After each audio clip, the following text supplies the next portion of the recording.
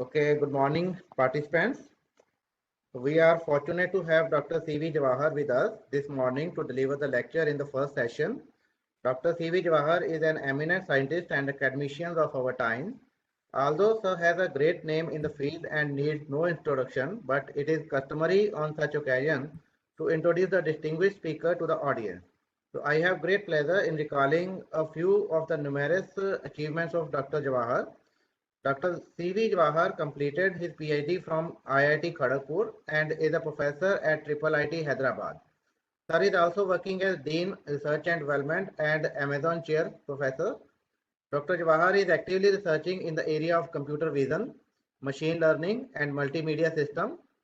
Sir has done a remarkable work in the various fields like document image analysis, vision, language and multimodal problem, assistive vision, digital heritage, computer vision for sports and entertainment, education, face detection, recognition and application, human pose estimation and application, human activity recognition. The list of projects handled by Dr. Jawahar is too long to be covered in this short time span. Sir is also working as associate editor of IEEE Transactions and chaired a number of conferences of international repute. Sir has delivered a number of expert talks on various topics related to computer vision and NLP. Sir has published more than 250 research papers in the various journals and conferences of international repute. Dr. Jawahar has executed a number of research projects funded by both from private as well as government sector like DST, MCIT, DRDO, NRB, UK, IERE, etc. Among the remarkable work of Dr. Jawahar are Lip Sync project and speech to sign language translation. In short, Dr. C.V. Jawahar is a great researcher and motivating number of students for pursuing research in these areas. So now I request Dr. Jawahar to please address the audience. Over to Dr. Jawahar. And from the audience, if they have any doubt, they can write your questions in the chat window, as well as they can ask the question to Dr. Jawahar directly. Whenever any doubt is there, they can directly ask the question. Now, I request Dr. Jawahar to please address the audience. Sir, please. Thank you. Thank you for the kind introduction. Thank you, Professor Lehel, for inviting to give a lecture in this FDP. So I had no hesitation in accepting the invitation from Professor Lehel. So I have known him for a long time as a pioneer doing research in Punjabi language processing in different forms. And what impressed me was the hands-on nature that he had.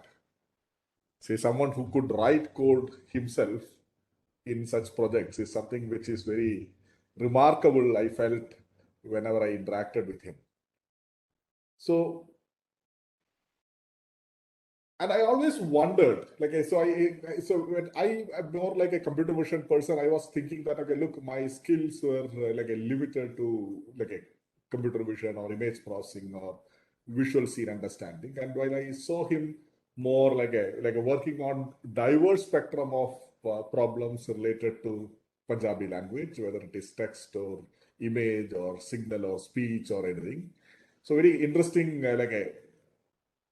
interestingly, I used to observe the way he used to work. So now I can see a lot of connections across such modalities when I venture into this space. So let us start. So feel free to write your questions or comments in the chat. Even if I don't know the answer, maybe somebody else will be able to answer comment. So that way the chat, running chat with the discussions among participants is a very nice thing to do. I'll also try to answer as much as I can do, and also maybe I had tried to organize things into 4 parts, so that we could stop at places and maybe take few additional questions if there are many or if there are left out time. Yeah.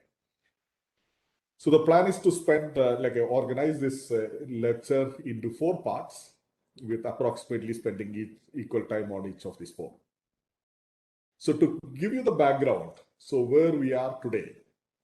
So we are there is no need of any introduction today that the AI is everywhere. We carry AI solutions in our pocket. We use it for interacting with, say, televisions to phones to laptops to many other electronic devices. We use this for many man-machine interactions. Say, for example, the application use cases that we have seen here.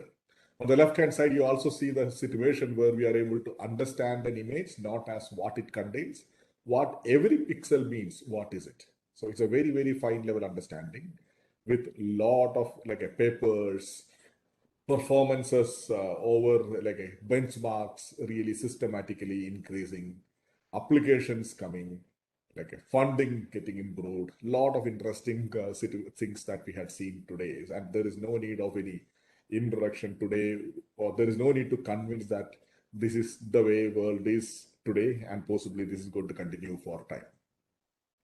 So the disruption in this space happened in 2012 when Alex published an interesting paper where they demonstrated that on a standard benchmark, the image classification results improved by around 10%. So why was it so important for us to notice at that stage? So till 2011, so we were this is a running challenge of classifying images. And every year, a lot of participants, all top groups in the world participate in this challenge.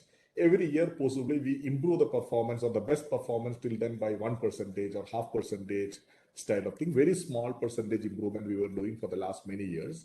And all these methods were very, very similar. Suddenly, we saw that 10% improvement, big improvement.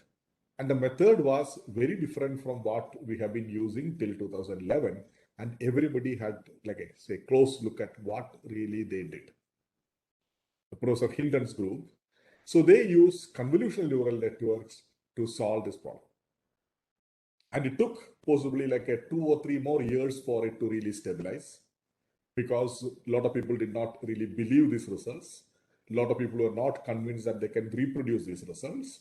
A lot of software stack became available. Now today, there is no doubt we all have access to powerful software libraries where CNNs or all these deep learning algorithms could be implemented. Clouds where this could be available. So Alex possibly had to implement this on GPUs in his own a desktop or a server that he had access to. So there are a lot of things changed from say 2012 to 2015. By 2015, it became more clear that it is accessible to all of us and we are able to reproduce. And we found a lot of interesting things that we could do post 2015 because we were equipped with these powerful tools. So it is not really long. So if you may think that a lot of things happened, no, not really. But maybe by 2015, 16 is possibly maybe the most of us started to ever think of even thinking of writing a piece of code in deep learning or writing a paper which used deep learning, etc. So, but there is the area systematically changed. Okay, so what changed in this area? So first, we were talking about classification. Say, for example, what is there in this image? Say that this has a steel drum or this has a ball. Now, then we thought, oh, this is too a coarse understanding, not good enough. Let me understand better. So we talked about problems in this space as where is this person? Say, for example, draw a box around that person. Localization or detection. We further went down and we told that, okay, yes, no, I would like to know exactly which pixels are on this bike. So very fine level understanding. Maybe what is the position of the rider? What is the pose of the rider? Where is the hand of the rider? Where is the mouth of the rider? Body parts, pose recognition, and an interesting a set of very fine level attributes came. We started to talk about, can we start generate such things a natural? So one way to look at was like the generation as a capability, because you know about it, that is why you are able to generate. So there are interesting ways of generating rendering game. And the benchmark systematically changed. So because most of these methods were though the demonstrations are on images or in computer vision area, the there is a systematically that there are benchmark data sets on which the performances were evaluated. So in 2003, when the benchmarks were started to create, people possibly went and took pictures of elephants and footballs. And by 2015 to around 7, 10, etc., we were looking for like internet repositories and harvesting images. And by later, we were talking about big, large data sets where this could be demonstrated. This understanding images, like we were no longer talking about the understanding as labels. We would like to look at more deeper understanding, maybe very close to what a human will understand. For example, we would like to know what is there in this image, not as a cat riding a skateboard. Not only saying that, we also would like to know that, okay, which part of the image is discussing what object and how they are related, the language and their connection to vision were interestingly analyzed at different resolutions of pixels, regions, images. At all levels, there is a very interesting connection between language and vision game. So today, if you look at it, this FDP, which is on vision and language. So 10 years back, people could have thought that these two are very orthogonal disciplines of computer science or sub-disciplines of computer science. Why are you putting these two entities into one basket or one beak? This is wrong. Today, if you look at it, they came much, much, much closer. And both these domains use the very, very similar tools and techniques in this space. Now, this also started to work due to a lot of other things that happened parallelly. One, of course, was the data. So we all started to provide data by uploading to internet repositories, albums. So many interesting video, audio, the image repositories became online. Lot of compute, cloud and other things came online. Say, for example, now the GPUs, which were possibly never thought that they were never designed even for computing, possibly never even designed for deep learning, now became the primary use of GPUs are now for AI, not for graphics. They are primarily now parallel processing units, clouds, like a cloud storages, whether it is Amazon or Azure or AWS or whatever you may call, like such cloud services came, they made available CPUs, GPUs, and a lot of things for you to play with. A lot of libraries came, like a Caffe or TensorFlow or PyTorch or whatever, a number of possible things freely available. And a lot of people, so people like us, most of us started to work in this space more and more, which resulted in more papers, results, funding that resulted in more papers, the students graduating, more people coming there. There is a positive feedback cycle that is increasing this output of the results. With so many people working, it is quite natural that this will increase. And of course, there is a very, very basic player of algorithms. So for example, what the deep learning algorithms that change this space. But I just want to say that it is not just this algorithm, it is all these players together possibly contributed to today's success stories that we see. Now, the success has been mostly modeled, say from very beginning when this machine learning got introduced or got tightly connected to vision and language, the focus has been on how do you formulate problem as supervised learning. And what is supervised learning? You have a set of examples, say X, an entity, which is maybe an image or a speech or a text or whatever it is with a feature extraction. And you have a label which says there's a cat or a dog or a cow or a monkey or whatever it is. And then you have a machine learning algorithm, say decision tree or support vector machines or MLP or CNN or whatever may be the algorithm that is now forced to predict the true label from even when it doesn't have the label available at the test time. So such supervised learning algorithms, which are being like a age-old pattern recognition, Duda and Hart, many of us have studied many years back. So this class of algorithms really got into the perception problems in vision and language. So, but there are a lot of interesting challenges. First of all, we did not know what type of features will work. A lot of feature engineering came. And a lot of interesting issues came because these problems were really huge classification problems. You cannot use a toy classifier which worked on some UCA repositories to make this happen. So you need to really innovate on what type of powerful support vector, say algorithms like support vector machines, with what kernels, how do we use it?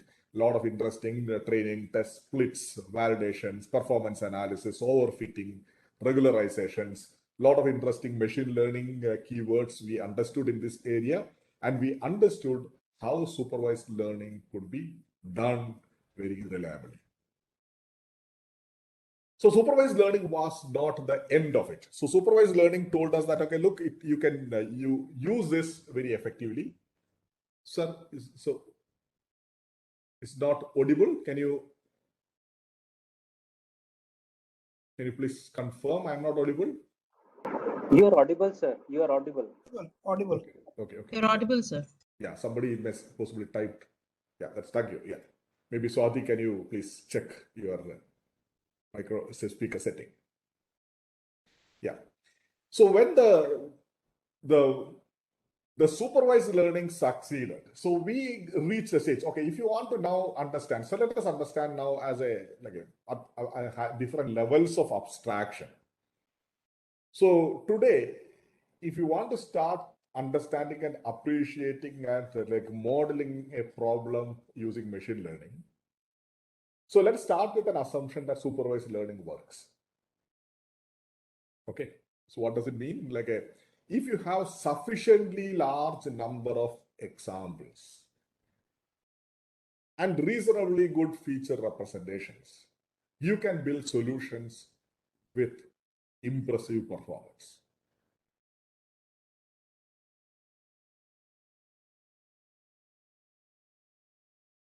So it takes a little bit time to appreciate that. Look, now there are algorithms. What you really require only data. So you don't have to. So you know that interestingly the code is available, library is available, but there is a lot to do actually in building the model. I'm not getting into the engineering and empirical experiences required for building the model right now. But when we know that this is feasible, there is no issue in building such models.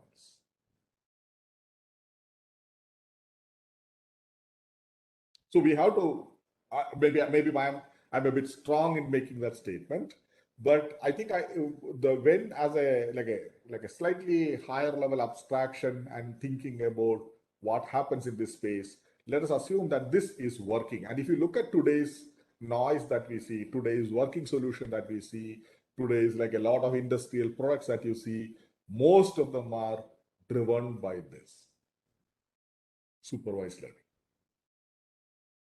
And it works. Just believe it works. Just like I say, you say, yes, these libraries are available here. It is all very comfortable. You can play with it. So what is the challenge? The challenge has been this tricky part of, we don't have training data or labeled tasks. So that the supervised learning, if you look at all the benchmarks that exist today in, say, NLP or vision or speech or any area, they all provided annotated data and casted the problem supervised learning problem. So there is a well-defined problem statement. There's a well-defined metric how your performance will be analyzed. This is not the end of the story. Okay. So this is where the question came. This is not possible to learn like this from, this is not how humans learn. A kid is not shown like a 1 million apples and say, this is an apple, this is an apple, this is an orange, this is a mango, this is a banana. And the kid is learning that this is that object. So there is something possibly not right in the way we do. We don't know maybe still how actually we should do. But this is a concern that we had. And there has been a lot more interesting thoughts on how this problem has to be casted. One of the like a most impressive way that we today say is we would like to learn in a self-supervised manner. That means instead of a human expert providing the supervisory signal like this is an apple, this is an apple.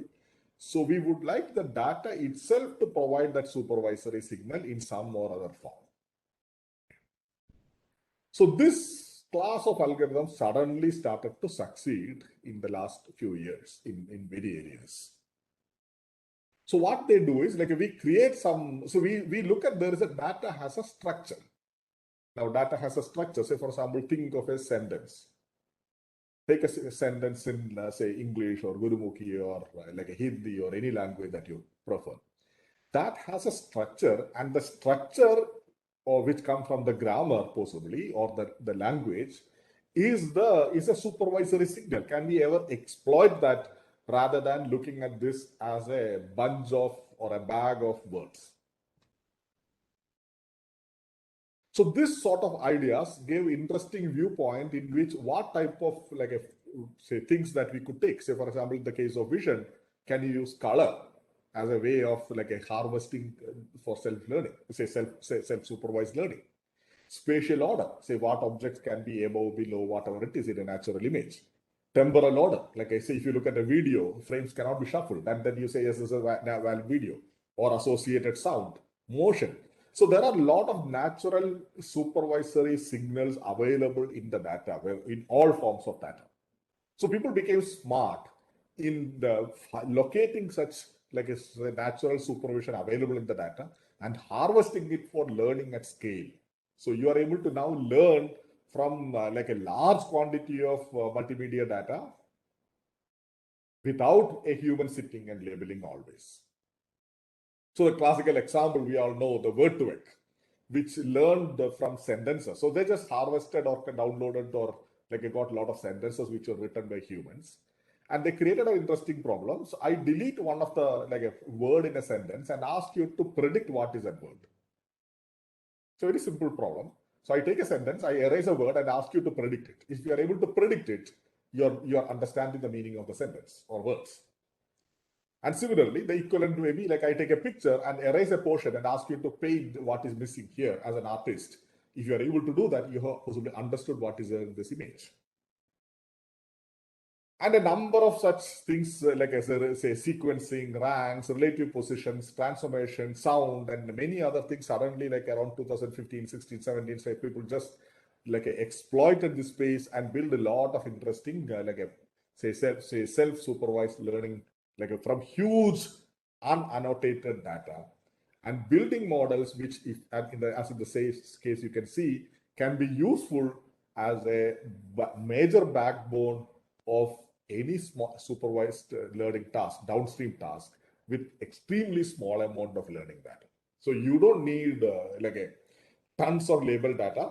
You have a very small amount of data, but your major learning is self-supervised. And this has been a successful paradigm in all these areas over the last few years. Now, this entire thing gets implemented in neural networks, which is like today's deep learning, which is possibly exactly same as what we have learned like in many years in the textbooks. Say, I'm assuming when you are all students, you possibly might have learned like neural networks and perceptrons and backpropagation algorithms. The same algorithms still survive, but a lot of interesting tweaks and changes that happened in the architectures and the fine details of that. I'm not getting into the algorithm detail, possibly some of them maybe in the next sessions, you may see some of them. So the learning has been with the help of a loss function. So what do we do in the supervised learning? Your X, the raw data, and your Y, say the label or supervisory signal. And they go to a loss layer by the data goes through a successive transformations, a deep layer, multiple layers of transformations, whether it is convolutional or what type of layers. And finally, like there's a loss get computed and an optimization with the help of a backpropagation algorithm gives you the optimal function or the weights. And this is the essence of any neural network learning, which we have studied in possibly MLP. And that remains today in all the popular deep learning architectures like CNN, RNN, and autoencoder. Convolutional neural networks, which are like a very powerful, say, feature extractors and learning architectures for many multimedia devices. Recurrent neural networks, super useful when there is a temporal data with time sequences and there is a connection across entities.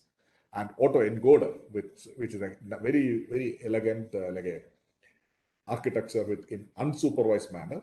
It learns to reproduce itself. So there's basically one of the first encoder decoder style architectures where it encodes, give a compact code, and it decodes into the original data itself. So these three terms, possibly in different forms, came into the picture. So today, when you work on say neural network, many years back, you were always drawing circles and arrows to define neural networks and marking weights and numbering the weights, etc. So if you look at today, the abstractions are very high level. So it is CNN, RNN, and autoencoder. And as I move down, I possibly go one more level of abstractions. You don't even see what actually goes on inside. So you have well-built large blocks that you can use it as such. And we know how this has to be useful and used. And all these are possibly implemented in powerful libraries. Maybe you have pre-trained models available for you to use it free. So the abstraction today is very, very high. So you have to be comfortable in thinking at a very abstract high level when you are looking at the problems in this space today. You should not be looking. So this is just like, say, for example, when you program in Python or Java or C++ or anything, you never worry about what is there in the program counter now, or what is there in this register at this stage, etc. So though there is something happening at that level, we all know, we possibly teach the students, but it is so the abstraction between these two layers, like I'm thinking as a very high level programming language and a very low level implementation. So this comfort in the switching between these two abstractions is becoming super important today. If you still think about every day, like, you know, what register, what is going on now, what clock is doing, etc., you will struggle to write big higher level programs unless you are a super expert. So but you need to know both. You need to know when to use what, when to wear what hat, and when to think in what form. So this is very important today. And I think if you are not started to notice this issue, so please notice it. So you have to think at two different levels very comfortably.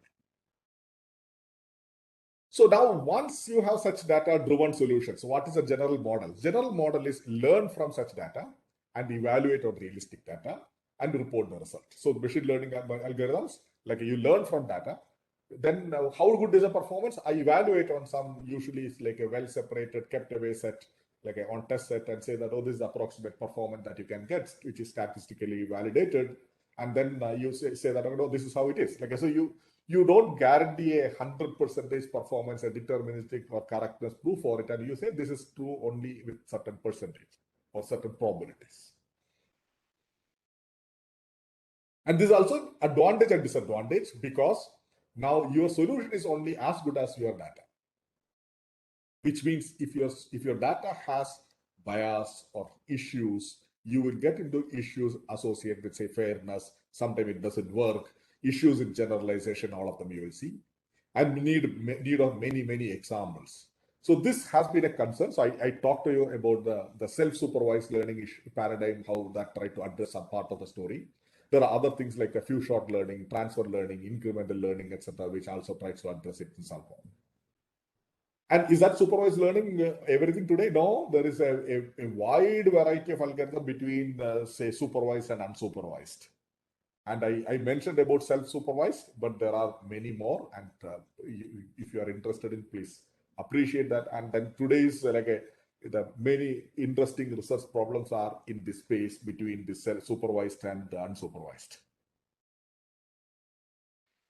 Okay, so now let's slowly gear up where we want to go. So what is a problem that you are interested in? So think of a problem, deep learning. What we do is, like, I give an image like this, and then want to have a prediction of, say, this is a person is walking, like an action recognition, or this is a male, something like that.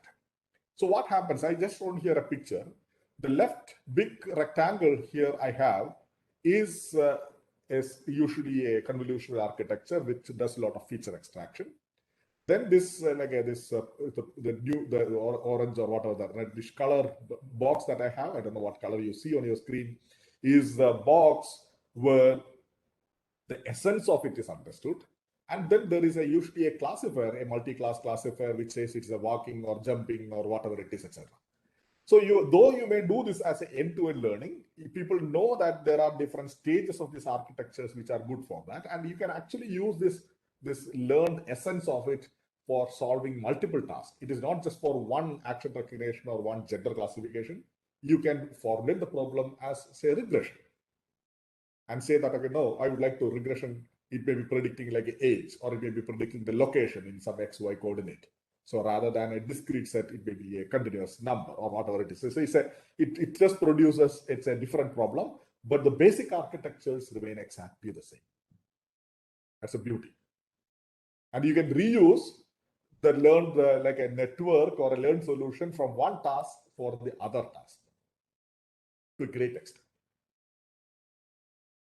I can not only predict this, I can produce things like structured prediction. I can predict the structure of the person like a skeleton. Where is a which joint and what is a pose? I can predict a graph or a string or a tree and it is far more general than this. So the prediction, so these architectures have now a very interesting evolution now. So there is initial layers or have certain roles, middle layers have certain roles, final layers have certain roles. Now, at the same time, there is a parallel evolution that happened from the essence or some crude input or a simple input. One is able to generate text.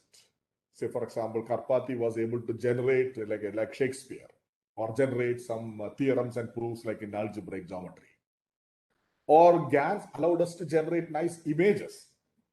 So if you look at the generate images now, so so these are not people who really existed in the world. These are not photographs. These are not paintings. So the neural network is, say, generating such images starting from some small seed. It is able to generate speech. So this generation techniques also evolved along with this. So that gave us a very interesting viewpoint. Now, can you think of translational models? Okay. So you can think of the translation models. The first part is, say, like a processing and encoding into some essence. Now that essence is decoded and generated into some other form. So a wide variety of these methods, popularly people talk about encoding, decoding, but it's and a variety of variations that some of them we will see as we move forward. So you can now think of the model as I have one modality on the left side, I have another modality on the right side, and I can translate from one modality to another modality now. And what is there in the middle is the essence of it.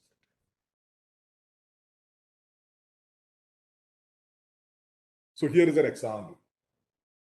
So I give my input is a black and white image. My output is a color image. I'm able to generally say create such a network with training. So these are things that people can do today very easily. It can be even a course exercise today to generate such networks. Like creating a photograph, not audible again. Am I not audible? Yes, sir. Okay, yeah. So from the input to the color image, input is a black and white image, output is a color image. Now let me ask a question. Why does it work?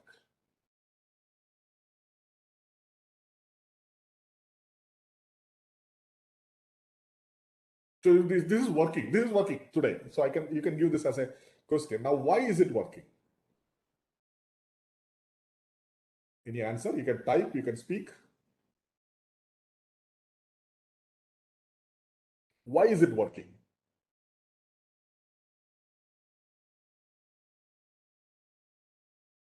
What could be the reason?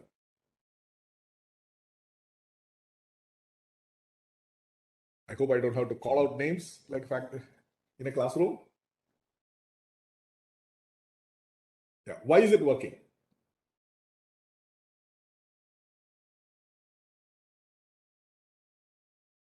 Why is it working? Because it is easy to fetch. No. Why is it working? Because the middle layer, that color pieces that we have, it has the meaning of the content. So you are able to extract the meaning of it. It is able to do because it knows that butterflies will be like usually in gardens. Gardens have a lot of green color. Flowers usually have this color. Butterflies usually are of this color. All this it has learned by looking at a lot of such natural images. That is why that color small piece that you have, that is very like a model is trained that way. No, but model is trained, that does not mean it is able to do, isn't it? So you're generating things differently now, which it does not exist. So it is not like I give you a picture and say it's a butterfly. It's not a label. It understands everything, and that is why it says all garden should be only green. It never painted the garden as red. So it has learned a lot of things which we never asked it to learn.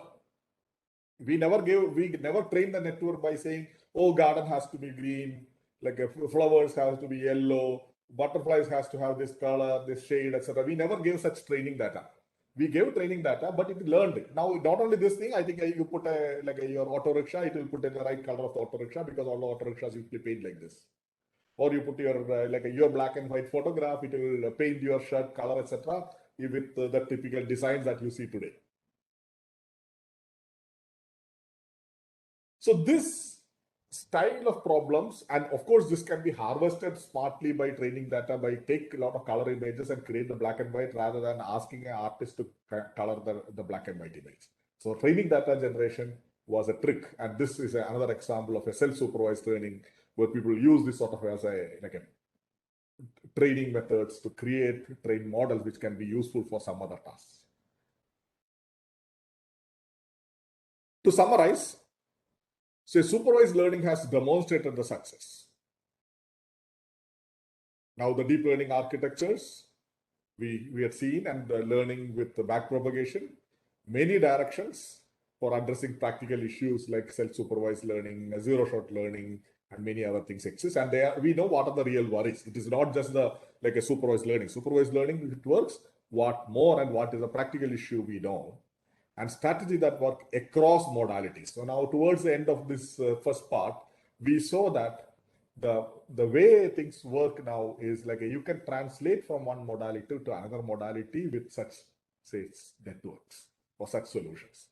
So this is a very interesting way of formulating today problems. And that some of them we will touch in the next part. Okay. So let me take a couple of questions if you have on the basic part, background part. Sir, can you explain some use case related to RNNs and autoencoders? Okay. Yeah. So the question is about use cases related to RNN and autoencoder. So RNNs are very popular when you are ever working with sequence data like a speech, or even language as a sentence, there is a sequence of words. So in this sort of settings, RNN is extremely popular. Autoencoders are very useful if you don't have any label and you want to just learn some representation. Say, for example, data compression. Autoencoders are very popular. Autoencoders can also be thought of as, say, a neural network variation of PCA, a nonlinear PCA, a nonlinear dimensionality induction. Thank you, sir. Yeah. Any other questions?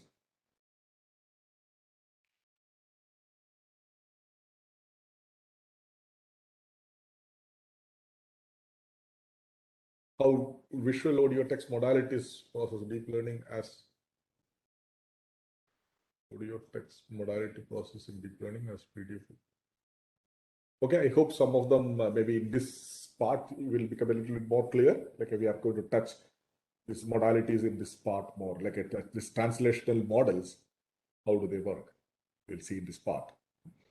Okay, let us now slowly get into the details. So I thought I'll start with OCR because there has been like a lot of discussion on comments on OCR today morning, and like there are further talks coming. So I thought I would like to set the background by saying what is this OCR issue and why is it?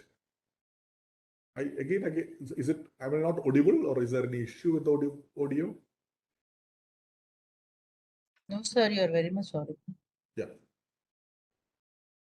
Yeah.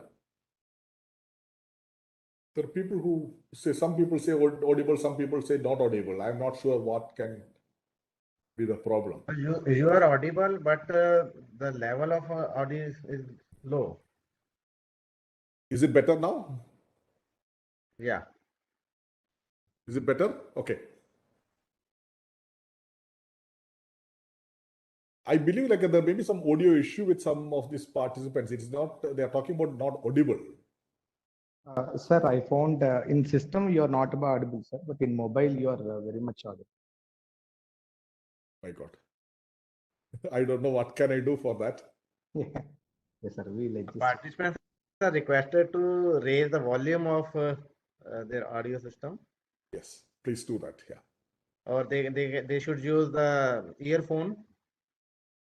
Yeah. Okay. So what is the OCR issue? OCR is like a text recognition and a wide variety of things that we know. So for example, like if you have a text in different forms and you want to recognize them and get a, say, Unicode output string. So if you look at this, it's a very practical problem for us. So the number of scripts or languages that we have is many in India. Maybe, I don't know, maybe 10, 12, 13, 15. Maybe there are experts who can comment on actual number of scripts and languages that we have and what distinction between them. So we have at least two digit like a number of scripts per or languages. We also have like a number of modalities. Like if you look at printed, typed, handwritten, online, seen text, different type of things. So if you want to now create like a expertise in recognizing like a, say, one language or a script and one modality, the number of groups that we may require to work on this will be in, I don't know, 50 or 100 or whatever may be the number that we will be looking for. And if you want to really contribute towards research and move forward, you really need competitive groups, multiple groups working on the same problem. Then only things will move forward. This is a big problem that we don't have that many resources, human resources, human experts, human groups who can commit, like Professor Lehel, who has committed like a life for development of such solutions. It is very, very difficult to do that. So we don't have people of that sort, many. So what can we do? Okay, so this is it's a big problem. So one thought that we had is like, if you can ever develop a solution based on machine learning, so there is a way of scaling, because what you need to change is only the data. So if you want to look at I'm sure you will see some of these issues in the coming sessions on OCR. People will talk about why the Indian language OCR is hard because of the different practical difficulties in the script, the language, akshara, number of units, a number of issues we were worried about. But that is not the only thing. There are a lot of practical issues that really made the life difficult. So my view is that I possibly care the things on the right side very seriously. And we don't have data, we don't have say some of the standardizations and errors possibly created too many problems for us for machine learning way of formulating this problem. Now, how do you formulate this problem? So we started to look at this problem in 2012-13, when possibly this deep learning like a wave was not hit, or at least we were not possibly aware of this big like a tsunami coming. So we were trying to play with this BLSTM or the RNN, it's an RNN, where the classical way of looking, if you look at this picture, the left-hand side, the formulation has been like you segment a word into multiple characters and even possibly sub-characters like matras, etc., and recognize them, and then finally like rearrange them to create this output. So our argument was that let us not do that. let us construct that the image into a feature vector sequence. Just take vertical strips. And for each vertical strips, just extract some features. So whatever maybe some crudest features that you can ever think of, and give it to an RNN or LSTM, and let it produce the sequence of Unicodes without really worrying about all the segmentations and rearranging and everything. This gave us suddenly a solution, really it can scale across languages. First of all, the annotation required were now only at the level of a word image and the corresponding Unicode, not even at the level of characters or glyphs or images and labels. And the labels at that stage, we are all using labels which are our own class sequences. Intercompatibility across groups were impossible. And so this simple architecture possibly helped us to create a robust OCRs which without much worries about the cuts, breaks, and characters, glyphs very easily.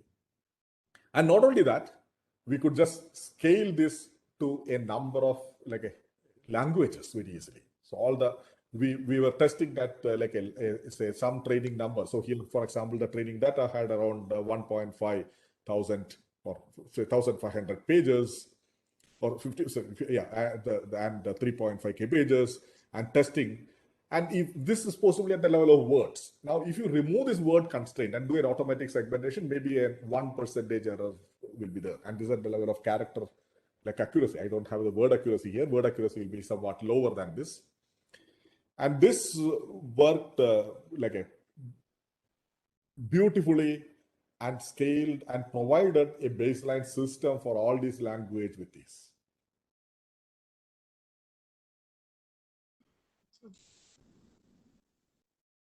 Now, then we thought that, okay, look, is it really working? So can we test this at a scale? So one big test that we did recently was, how do you test this at, say, 1.5 million pages across, say, 3 languages?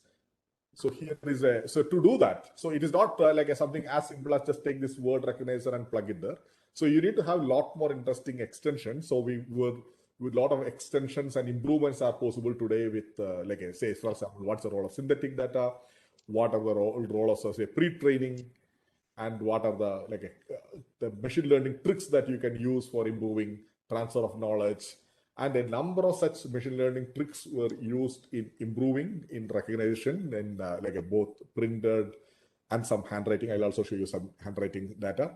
So here's a small a video I put. This demonstration video for the task of information retrieval for the digitized books, developed using OCR for Indic languages. For this task, we use scanned document images and perform line segmentation. These are passed through the OCR model for generating the text output. All of these are given then as an input to the retrieval system that indexes and adds functionalities like query matching and visualization. See the different level of features that were implemented. Single or multiple word query can be given as an input to the search bar to retrieve the desired information. Additionally, redundant and common words in the query, for example, connectors or pronouns like con, or, who, etc., are removed for fetching relevant outputs. On clicking over the link "See Results About," a pop-up appears that can be used to visualize the exact position of the sentence in the document. For extracting the actual information, for example, a quote or fact or maybe a shloka, double quotes can be put around the query. Language level functionality.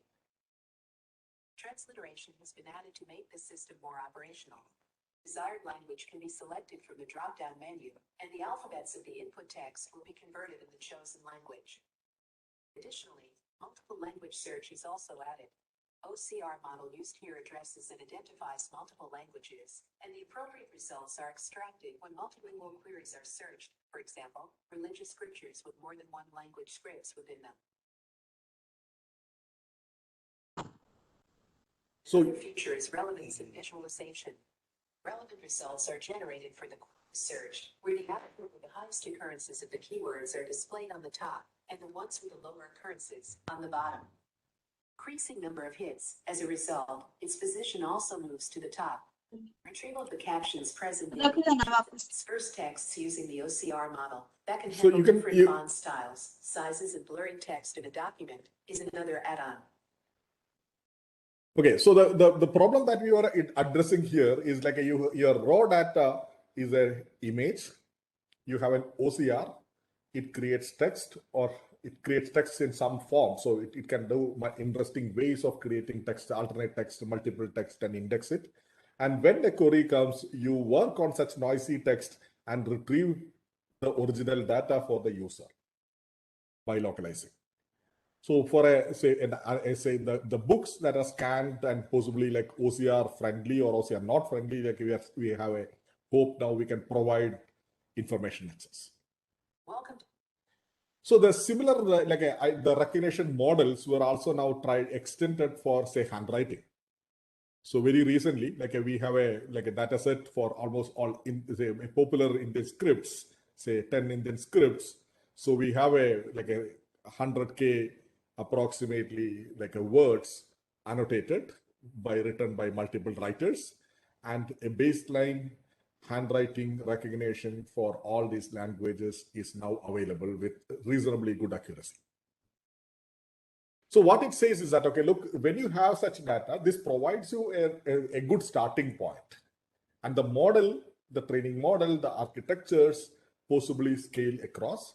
Now we are also talking about say for example, can the large amount of annotated data in English help when the annotated data in say Oriya is small? So how do we use the knowledge from one domain for the benefit of the other? So this style of studies have a lot of relevance today in our space.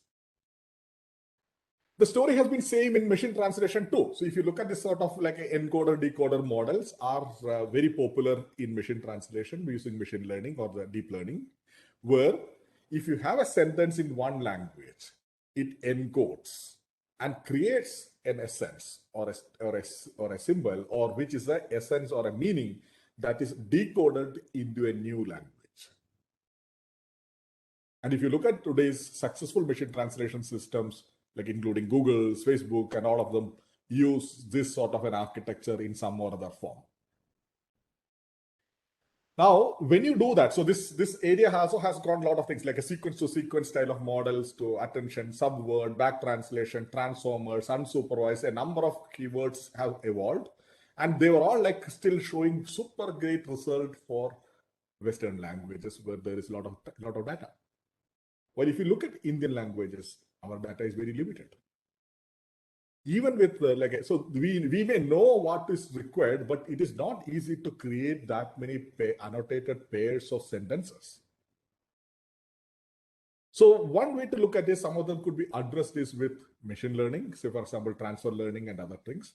Another interesting way to look at this, can you create, say for example, a multilingual together? Say for example, you may not have all pairs. If you want to translate, say from say Punjabi to Tamil, you possibly don't have sentence pairs which are aligned, but you may have from Punjabi to English and Tamil to English, and then can you use this sort of an architecture so that zero-shot learning? Zero-shot means there is no example for Punjabi to Tamil, but still such networks are able to generate.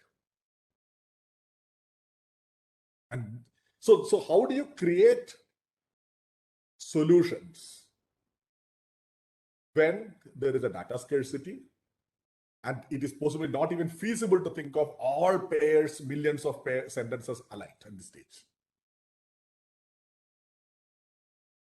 So in this space, you can see there's a link here. You can maybe later you look at this link and play with one of the models available for people to play, say, try out. I can also, if somebody interested, I can also give you an API of that. So the idea was about how do you align this data? Say for example, now if you have data, how do you create these paired sentences? So there are a lot of human translated sentences. Say for example, newspaper articles by TIB. Can you align them when you have an initial the machine translation model? Can you use it for aligning and creating more and more sentences? So how do you systematically increase the data, and increase data providing you increased model, and increased model helping you to create more data? How do you by harvesting what the human has created and made publicly available? So the text to speech also has gone through similar space. So text to speech is what? You have your input is a text and output is a speech. So you want to have a mechanism of creating an architecture which is able to translate from one modality to another modality. And today's the TTS models, all of them again use say some or other form of deep learning architectures. And again, the Indian languages had issues of a low amount of speech, and also how do you that an efficient way of training such neural network systems? How do you use pre-training? How do you transfer the knowledge from one domain to another domain, etc.? So these are all interesting machine learning problems that has practical utility in this space. So here are a couple of examples of one of the TTS system that we built, I think 3-4 years back. And today we all know that again.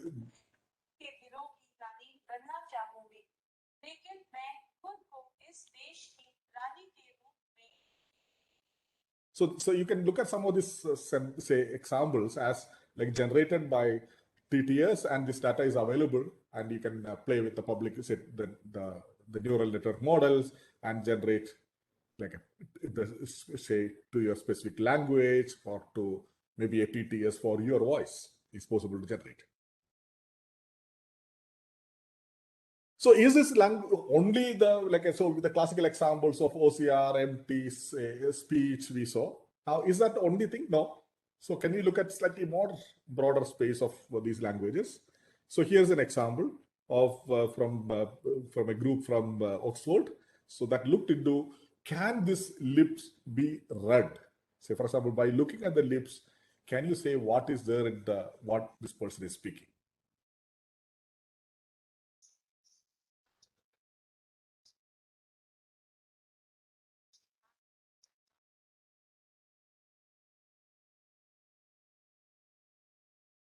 So the lip movement is telling you what this person is speaking. So it is no longer this good old like a OCR, TTS, ASR, and MT style of language processing. There are a number of interesting new options that are coming up now.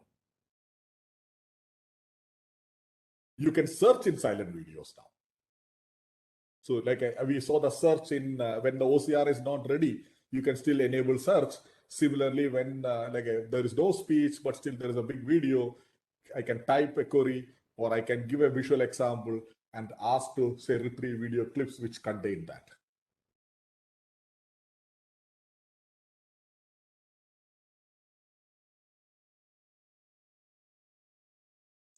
Now, so we saw this example from the face to text, lip reading, and text to speech, TTS. So the way to generally the architectures were going are you know each of these blocks. So I told you the need of abstraction of big blocks. So you know the lip reading block, like a lip to text and text to speech. So these two big blocks could exist today.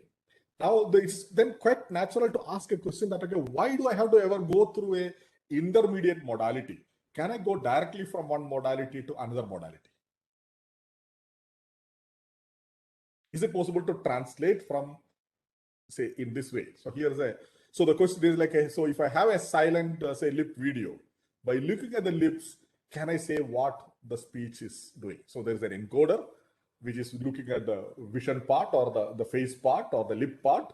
And there's a decoder, which is capable of generating the speech, something say very similar to the TTS style of a speech. So it is not TTS, it's a VTS or a LTS, lip to text, lip to speech. So here's an example.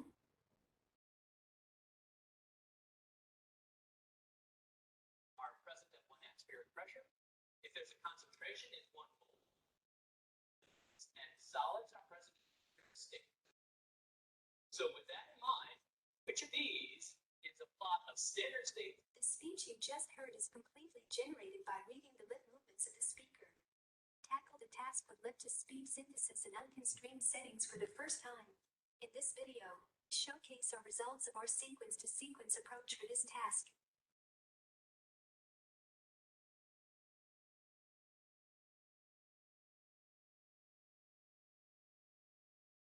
Show our superior performance in unconstrained real-world settings with 100x larger vocabulary and significant head motion.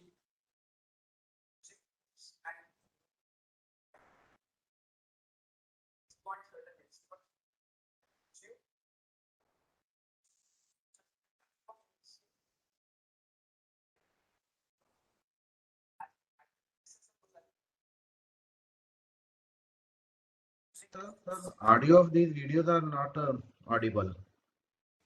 Pardon? Audio of the video, whether this video contain audio? No, from without video you are able to generate. Without audio, so without audio you are able to generate the video. So all these videos are without audio. Yes. Of course, the original YouTube video may have, but we remove it while generating. Okay. Thank you.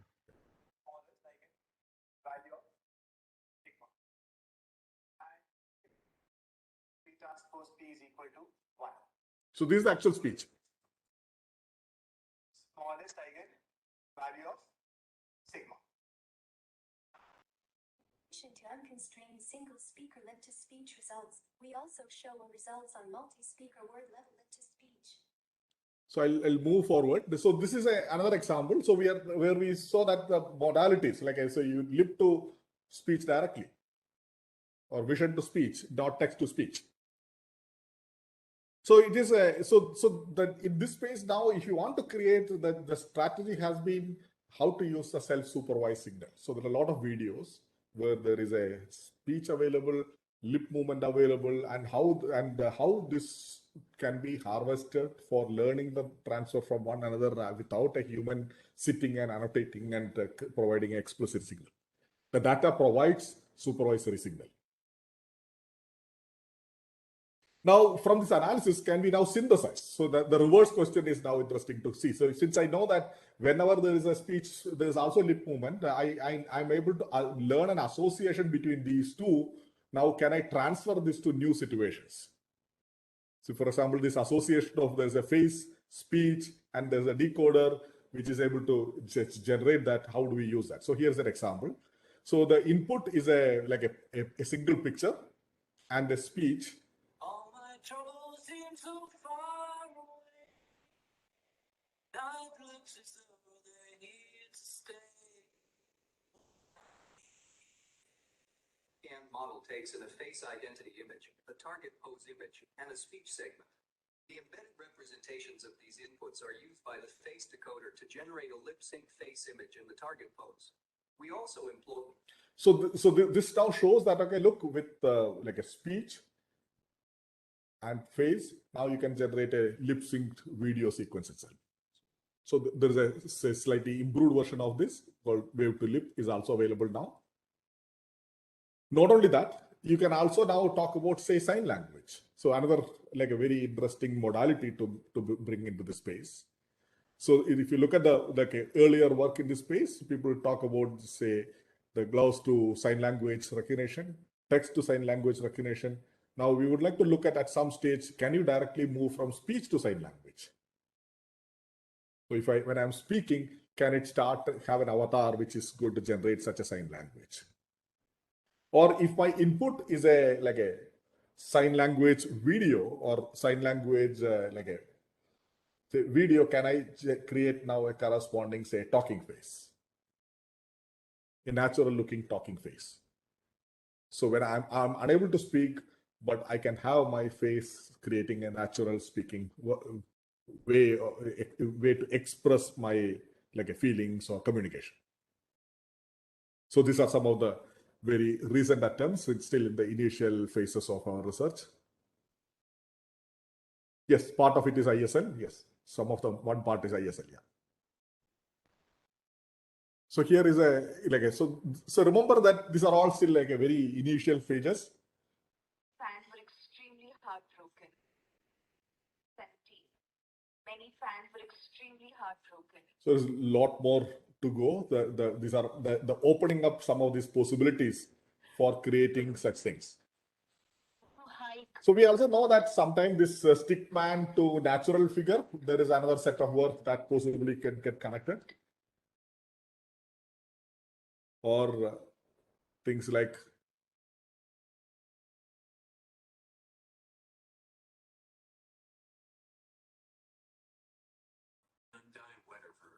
for organ donor stock and in tons 1/6 in December. This is German, maybe there's similar things to be done for Indian languages too as we move forward. We are quite initial results in this space. To summarize, so now we started to see this like a translational models which work for like a OCR, TTS, machine translation sort of classical problems, which are well known. Now we also see that how they can get into the newer spaces, say for example, the lip movements and sign language, and open up a set of new opportunities for us to try. So many possible applications I'll touch upon in the next part. If there are any quick questions I could take.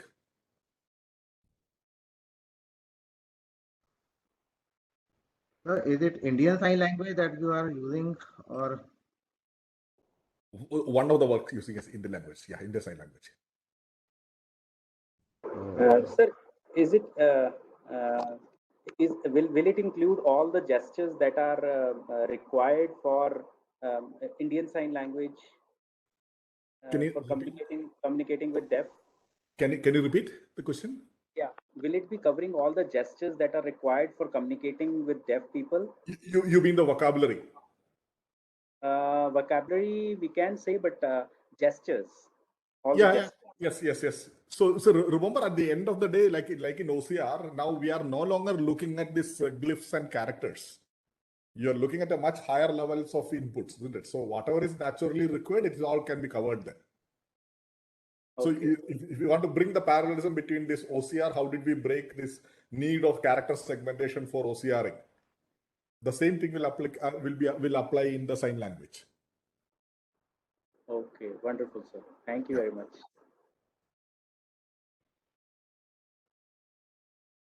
Identifying fake news, I don't know. What is the connection here? Yeah. there is one more question from the participant. What about the accent and pronunciation? It varies from region to region. Yes. So I believe that this is related to the TTS. So remember, if you remember the data-driven techniques I mentioned, that it really changes from place to place.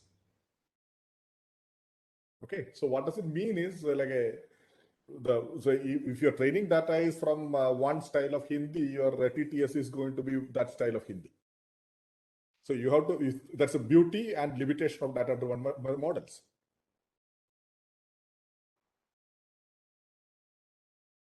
Unless we have an agreement on how everything should be done, which possibly may not be always possible in language. It has natural dialects and natural variations, and we have to. And in the case of recognition like ASR, etc., people want it to be generalizable across dialects or across people. Yeah. Sir, does it mean that for Indian languages it is going to be difficult because we have so many diverse languages, and in each state the dialect is different and the pronunciations are different? This is a big problem for us. Yeah. This is a big problem for us. So one comment I made a little before that. Now, if you look at this, if you can look at this as a larger solution, it is much easier to scale rather than every sub-region building its own full expertise to do the end-to-end solution. But it has its own knowledge. So one issue which I'll touch upon towards the end is how the knowledge from these local regions or local things could be integrated to the machine learning-based solutions. And so one more question is there. How can this be used in identifying fake news? I don't know where is this connection here, about which part the question is. Yeah. Actually, the participant is sending me in the private window. Yeah, so I can see the chat message. Yeah. Okay. Yeah.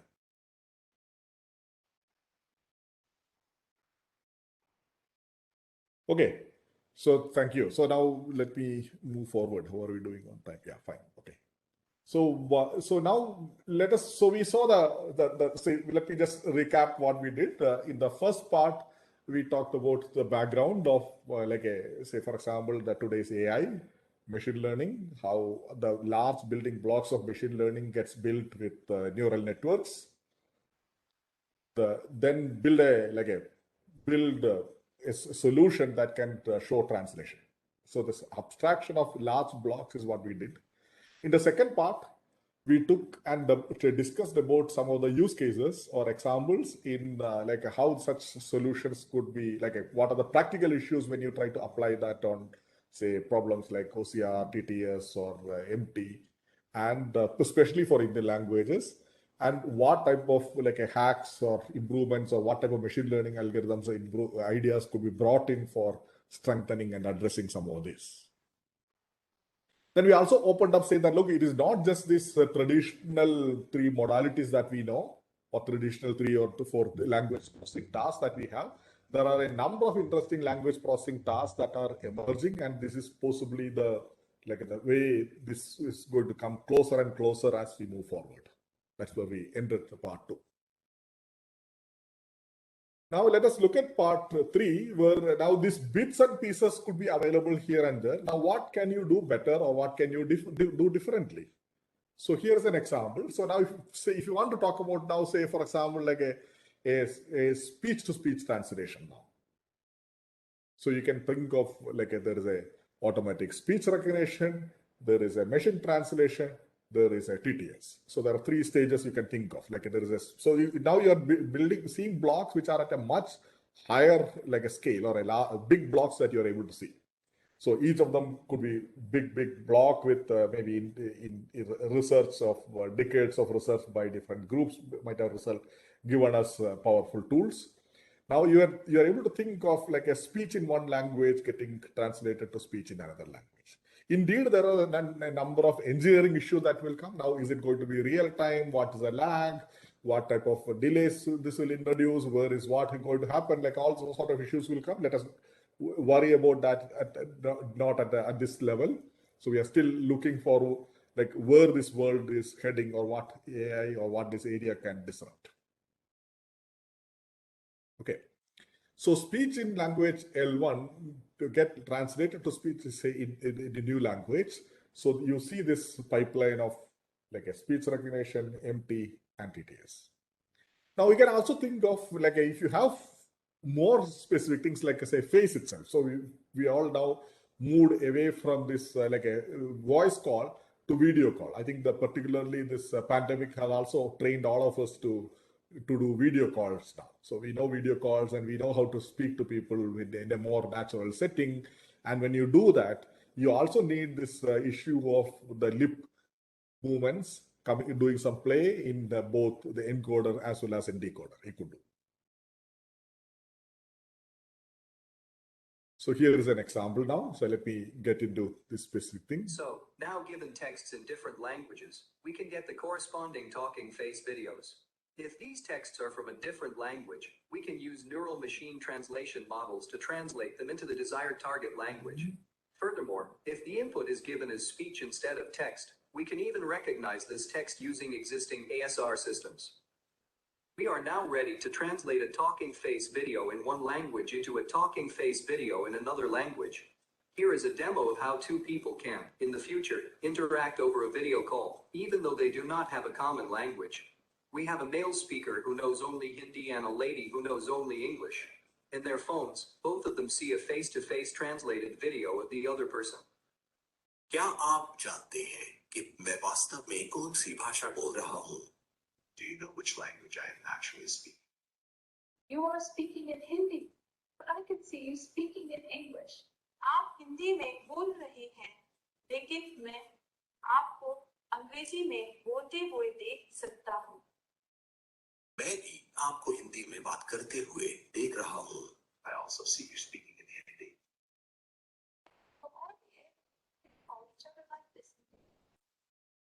एक दिन हम सभी एक दूसरे को विभिन्न भाषाओं में वीडियो कॉल कर सकेंगे. मुझे लगता है कि यह एक शानदार अनुभव होगा. I think it would be a wonderful experience. Okay, so this is where this sort of bits and pieces could give you solutions. So I'll show you another example. I'd like to be a queen of people's hearts in people's hearts, but I don't see myself being queen of this country. मैं लोगों के दिलों की रानी चाहूंगी, लेकिन मैं खुद को इस देश की रानी के रूप में नहीं देखती. So you're able to see that it is not like a face-to-face, but it is the movie comfortably moving to a new language and looking natural. So this is at a slightly larger scale. I'm afraid of you. Coward. Decided. Mein Name ist Tony Stark und ich habe keine Angst vor dir. Ich weiß, dass du ein Feigling bist. Ich habe also entschieden. Mi chiamo Tony Stark e non mi fai paura. So che sei un codardo. Perciò ho deciso. Note that these are videos, unlike the images that you saw in the previous case. Tony Stark, mi chiami altri você. Sei che você é um covarde. Eu decidi. Tony Stark, y no me das miedo. Sé que eres un cobarde. Así que decidí. माफी चाहूंगा, पर मुझे बादशाह नहीं बनना, मुझे ये सब नहीं करना आता, किसी पर भी हुकूमत नहीं करनी. You know it very well. I'm not successful. I'm not in a position that I can come up to your father and talk to him.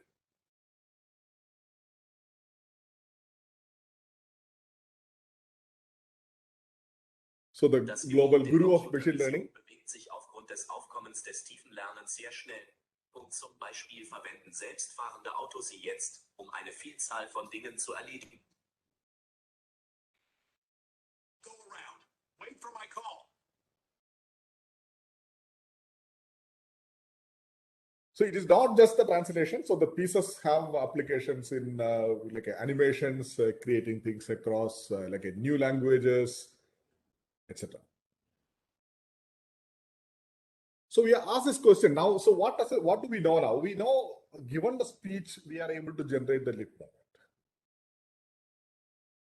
Okay. So which means there is some connection between these two. How do we so there is some redundancy there. So we don't need possibly both. Is there a way you can do better? So with this, the pandemic also popped up a new question that we all teach online. Students consume online. And these are all educational videos. There are two things that you are sending: the face that is talking and the speech, the message. And what you send is a video which takes possibly more bandwidth than the speech. So here's an example. The sampling operation. So for sampling, what we do is, instead of considering the signal values at every possible value of t, what we do is, we consider the signal values at certain discrete values. So here, the input is an image and or a set of small frames and possibly like a speech. And video is reconstructed at the client side. Assume the value of signal xt at equal to delta 2ts. The impact is on communication bandwidth requirement. So instead of considering the signal values at every possible instant, we are considering the signal values at some discrete instance of time. So this is a process known as sampling. And here, when we are considering the signal values at an interval of delta ts, so we can find out what is the sampling frequency. So delta ts is the. So here is another example. So some of you had a call drop, audio drop. But I thought, okay, we're gonna go he promised me So so you're able to so I wish we had WebEx had this technology integrated.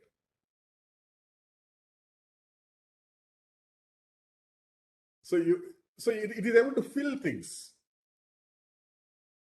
So if you want to see it again,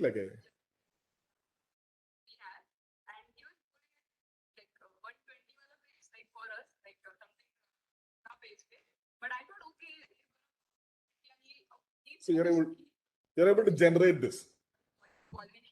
So it is providing a experience at the client, even when the systems start to fail or struggle. So it's providing a different user experience to the this could possibly open up a new direction for providing such user experiences. Now, the one more application I would like to take at this stage is so this is, we know that the speech and lip movement has something in common, or something very, very interconnected. That is why you are able to generate speech from lip movement and lip movement from speech. Can lips generate non-speech or some noise? I don't think so. So how do we use this capability and the connection that we are able to learn for removing things which are not speech?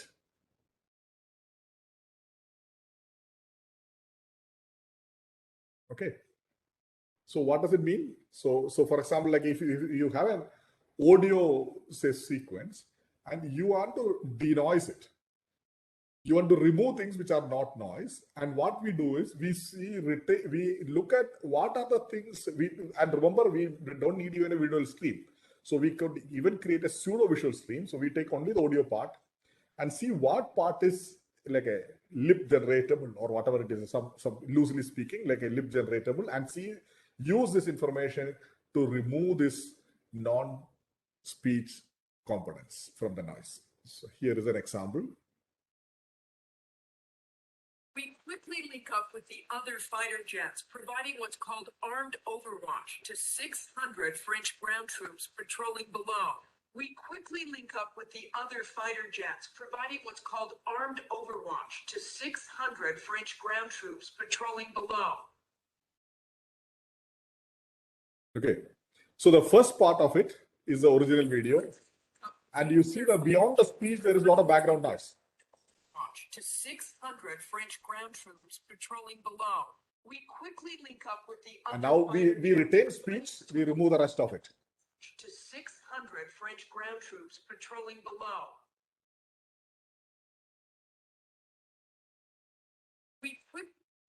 So here's another example, famous example.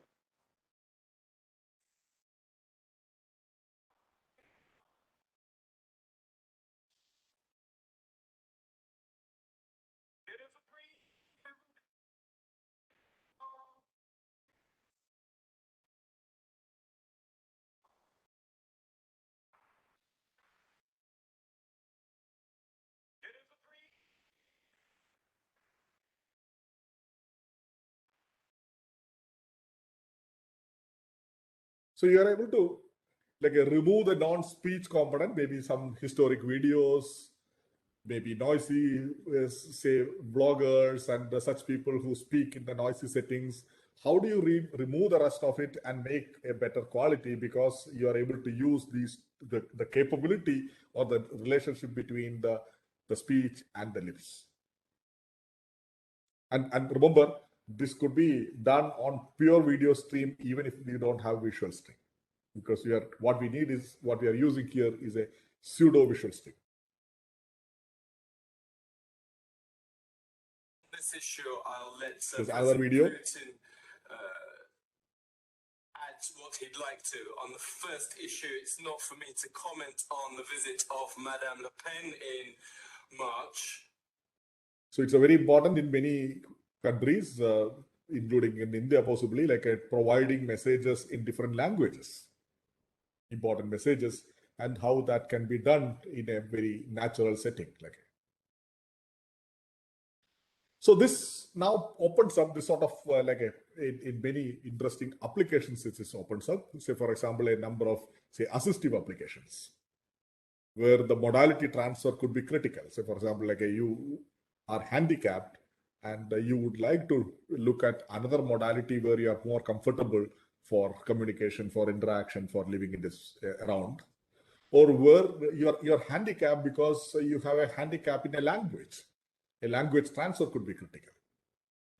Indeed, there are a number of applications in the media, entertainment, animations, production, reducing production cost, broadcast, system level. Let's say we talked about a compression and communication. So there is how do you say compress or communicate and save the bandwidth or storage when you have videos which are predominantly like faces and talks and speeches, and which is a large class of videos that we all consume. Now, how do you work at the level of signals? Say, for example, like a denoising, super resolution, signal separations, and many like say fundamental signal level operations, how this could be connected. These are other important problem that like where this cross modality and their interplay could be very fundamentally useful. Any questions, comments? What are we doing on time?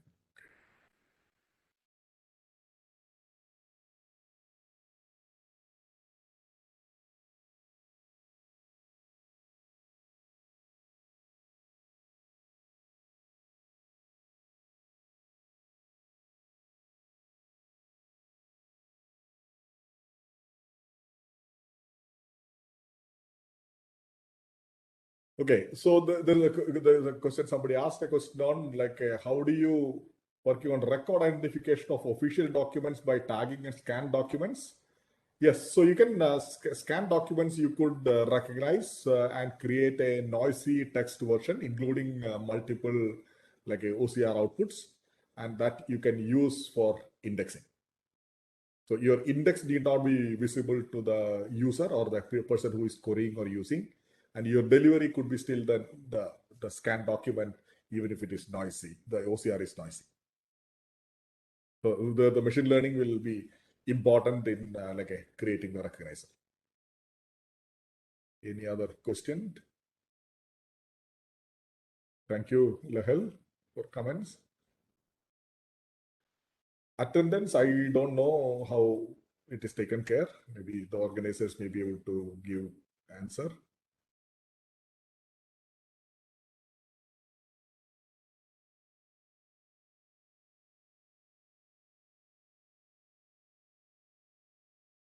What about level of emotion in audio or face? Yes. Yes.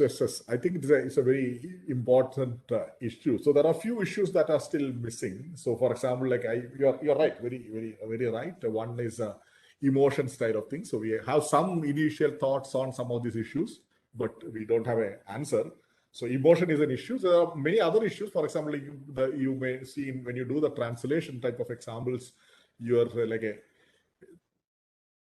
word sentence length change. So as a result, when or even the word order change, which means when I speak a joke, when should I smile may change from beginning to end, or when what expression I should do may change across the time in when you translate across languages, where word orders are very different. So that style of issues will surely pop up. So what the expressive speech to the corresponding to the text or driven by certain other cues is a very interesting problem. Expressive speech as well as expressive face. There are work in these two spaces, but I don't think they are connected, integrated nicely.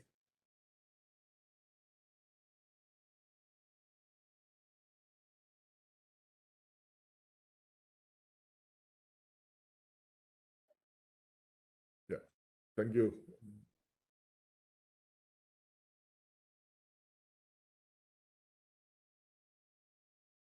Dialects lip sync, yes, I think this sort of things generally get trained on wide varieties of people with different dialects, and it generalizes reasonably well across people.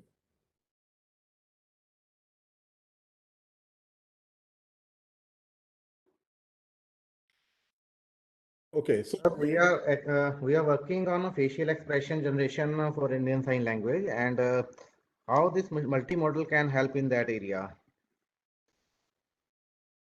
See, for example, like if you are say, I don't know what actually you are looking for. Say, for example, if you are generating. Actually, when we are creating animations for the Indian Sign Language, there is a lack of facial expression in those animations.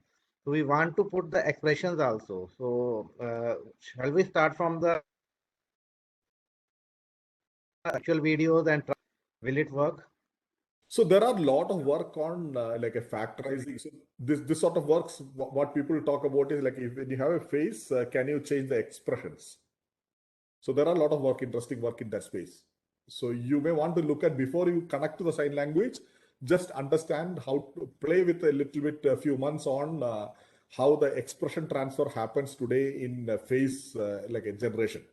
So can you generate like a smiling faces, like a crying faces, etc. There are interesting work today. So these are all called factors in the generation. So you can have a factor like age, you can have a factor like gender, you can have a factor like expression, and you can control this and generate faces. So this sort of generative models exist.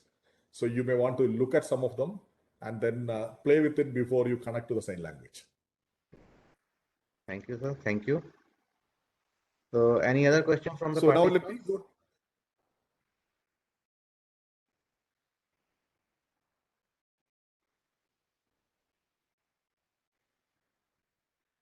Okay, so let me go to the last piece of this lecture on general discussions before we wind up. So there are a lot of lessons in it. So for example, like interesting things. Say there are things somebody asked about dialects, etc. But there are well-known ambiguities, like your word sense disambiguation that you are familiar possibly in NLP. Say, for example, when I move the word like a bat and pat or whatever, etc., there are similar words, and you possibly don't know just by looking at only the lip movement whether they are same. So the standard way that gets handled in many of these tactics in the learning is to use this prior. For example, if you have a sentence or a larger context tells you that, okay, what should be the meaning of this word there? So rather than, so such ambiguities are interestingly like a taken care, and it has its own limitations too.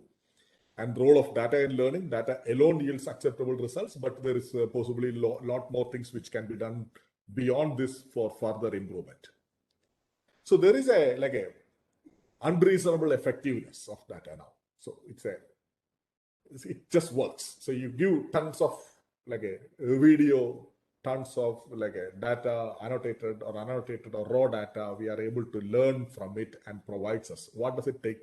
Where does it take us?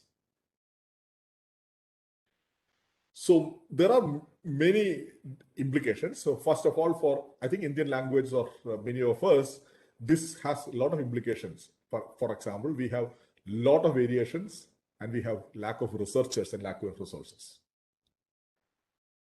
So which tells us that, okay, look, now the problem solving at scale and across different things in very similar settings, across different languages, different users, different dialects, different scripts, with similar use cases, possibly enabling will become much, much faster today. And enabling that requires possibly less expertise in machine learning, and possibly may require a lot more curation of specific data to take off the initial things. Taking advantage of the rest of the world. So you can also take benefit of what happens in English and German and French and other things. There is a lot of interesting lessons we can learn, and we are able to catch up much faster than what we were doing possibly many years back. Possibly enabling applications and systems is becoming much more easier because of the associated technology ingredients are ready. Say, for example, network is ready. Like we are comfortably using networks, solution systems, and of course it has immediate implications in education. So I think as a teacher, FDP program, I would like to emphasize the need of training students in empirical science, so which is possibly seriously lacking in our teaching programs and coursework. So I strongly advise you, if you are ever teaching courses in this space, please, or training PhD students for the next generation, please put a lot of emphasis on training people on empirical science. This is something that we possibly have killed over time in our education system at different levels. People just want only analytical things. And so as a result, this capability to design solution, it is not like I know the algorithm that is required and the data that I have access. If I put together in a box and shake it, the solution won't come. You need to know how to do this carefully. And that is an empirical science, and which is the very critical player today in machine learning. And that is why you see the same algorithm, it doesn't work for many people, it works only for some people. So this is a training of the people, training of students, and you have to put a lot of emphasis on this aspect. And this is, please, I would like to underline this in the FDP program to teachers. So challenges of loss function. So for example, up to what level you can go with existing techniques and machine learnings and strategies. But beyond that, there are a lot of things to do. So this is where it is not like the end of the world. There are a lot of things. How do you use a standard like a prior knowledge? What we have? How do you bring the domain knowledge? How do you bring the local resources? How do you bring that into the machine learning system and improve further? So this is a very important area. A lot of interesting explorations are required.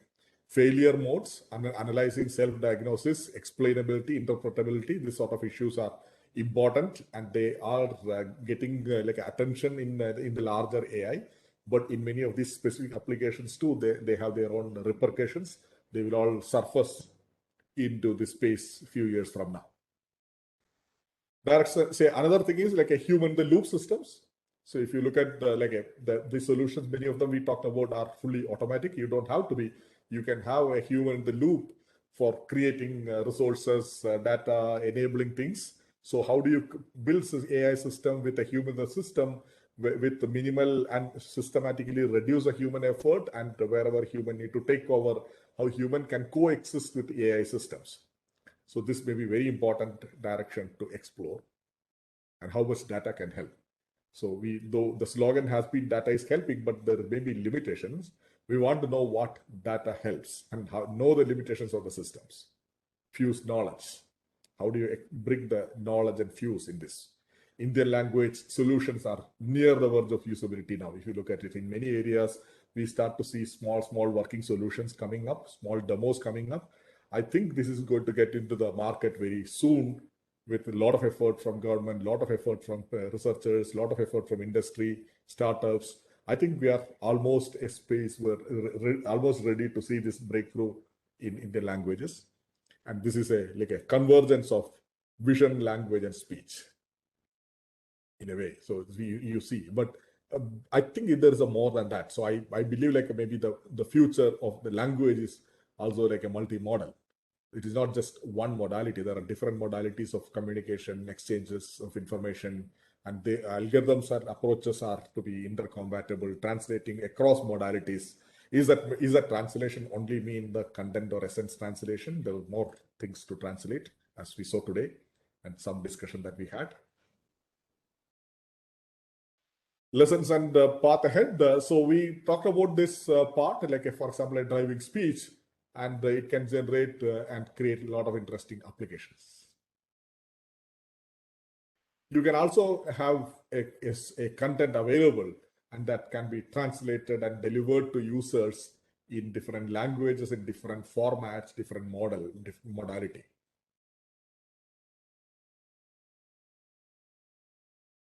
So this space of is say the audio, visual, speech, text, language, faces all together is going to be a very hybrid space that is evolving, and we need skills in all these spaces possibly to work in the space now. And machine learning ideas are highly interchangeable, as we saw throughout this session today. So the interoperability is going to open up new interesting applications for the disabled. A new era of like a natural human-computer interface could evolve in this space now. And of course, there is how do you balance between the naturalness? On one hand, we want things to be more and more natural. On the other hand, we are worried about the ethical concerns on impersonation. So what is a balance between these two? So you want the TTS to be as natural as possible. At the same time, you are worried about is it going to mislead something? So this issue is going to continue. You have both requirements and both concerns. So there is a balance, and as we move forward, this is going to be the interesting algorithmic issues could pop up in this space. How does the capability to synthesize, now we are able to capability to synthesize, how that is connected to capability to analyze. So there is an analysis and synthesis, like these two are, synthesis does not mean we have fully understood. There is still maybe like, so these two, the capability to synthesize helps also to capability to analyze and understand. So how these two help each other and in this space now. Can modality help, if they can modality help in better understanding of the other modalities, or say for example will, vision, speech, NLP, etc. still come to closer? So they are, if you compare, if you look back, say 10 years back, they were possibly too far. Now they have come closer. Will it come still closer, or will it diverge and bring its own like a niche problems and move away, diverge in the near future? We have to wait and see. Thank you. So if you have any questions or comments, I would like to hear and try to answer. So I would like to especially thank the students, a large number of students, and some of their names I acknowledge in the papers cited below, say who did most of the hard work, and the faculty and other research collaborators who practically did a lot of ideas and insights and made this feasible. Especially, I would like to thank Professor Vinay, who has been an active collaborator in this space. And of course, funding agencies for the liberal support and freedom. And not only within our group, I think there are in this space researchers who made the resources available on internet, say code, papers, figures, slides. I have freely used a lot of figures from different places in the slides. So I thank the community. And I also have a small announcement. I'm also looking for extending some of this work with bright PhD students and skilled engineers. If you would like to nominate your students or others, please send me an email. I'll be happy to look into that. Thank you. So may I request something? Yeah, sure. Yeah. Pardon? Sir, our MTech Artificial Intelligence and Data Science students are there. So if they are interested in doing any internship with you on these topics, are they allowed? So usually the internships don't lead anything. So I generally it requires at least a year or two dedicated effort for anything to come out. Yeah. Okay, yeah. So part of some projects related to what are you doing, so they can contribute. It could be better if they apply after the graduation. Yeah. Oh, great. Okay, sir. Sure. Thank you. Thank you. Yeah. Thank you, Professor Jawahar, for accepting our invitation and delivering such a wonderful talk. It's always been a pleasure to hear you, and I was really looking forward to it. Thanks a lot. I just have one small query. That's a practical application. We have so many educational videos in English, and can we easily convert them with good accuracy into, say, Hindi or Punjabi? I think this is a big effort that the country is now taking up. Yeah, I'm sure you are aware of the background. I think this is something that we are all looking for, and I'm hoping we will have it soon. Okay. Yeah, Professor Hema Murthy's team in IIT Madras and closely working with NPTEL. So they have started the project, because I was not sure that has its. I think the pilot has done part of it. I think the next phase is taking off. I think these are the type of applications that are going to come very soon. Okay. Machine translation is a big thing. Yeah. Thank you. Okay, thank you, sir. Any other questions from the participants? I hope all the participants have their answers. Any doubt, any question from the participants? So one question is, what is the scope of multimodal sentiment analysis? Yeah, I think this is a very, very interesting problem. Sentiment analysis can be done now, looked into multimodal way. Yes, surely there's a scope. Yeah. So you can see my email address on the internet. Yeah.